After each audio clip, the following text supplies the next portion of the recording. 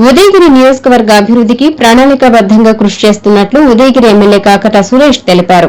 జలదంకి మండలం చోడవరం గ్రామంలో టీడీపీ నాయకులు జాజుల శివరామయ్య, మదనపల్లి మదన్ల ఆధ్వర్యంలో జెడ్పీ 15వ ఆర్థిక సంఘం నిధుల ద్వారా 50 లక్షల వ్యయంతో నిర్మించనున్న సీసీ రోడ్ల శంకుస్థాపన కార్యక్రమానికి ముఖ్య అతిథిగా ఉదయగిరి ఎమ్మెల్యే కాకర్ల సురేష్ హాజరై శిలాఫలకాన్ని ఆవిష్కరించి సీసీ రోడ్ల నిర్మాణ పనులకు శంకుస్థాపన చేశారు.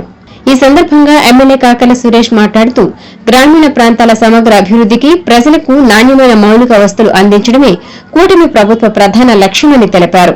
ముఖ్యమంత్రి నారా చంద్రబాబు నాయుడు నాయకత్వంలో ఉప ముఖ్యమంత్రి పవన్ కళ్యాణ్ సహకారంతో రాష్ట వ్యాప్తంగా గ్రామీణాభివృద్ది కార్యక్రమాలకు అత్యంత ప్రాధాన్యత ఇస్తున్నారని పేర్కొన్నారు.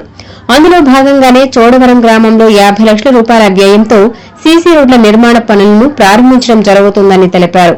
ఈ రోడ్లు పూర్తయిన అనంతరం గ్రామ ప్రజలు వర్షాకాలంలో బురద సమస్యలు, రవాణా ఇబ్బందుల నుంచి ఉపశమనం పొందడంతో పాటు గ్రామంలో పరిశుభ్రత, రాకపోకల సౌలభ్యం మరింత మెరుగుపడుతుందని అన్నారు.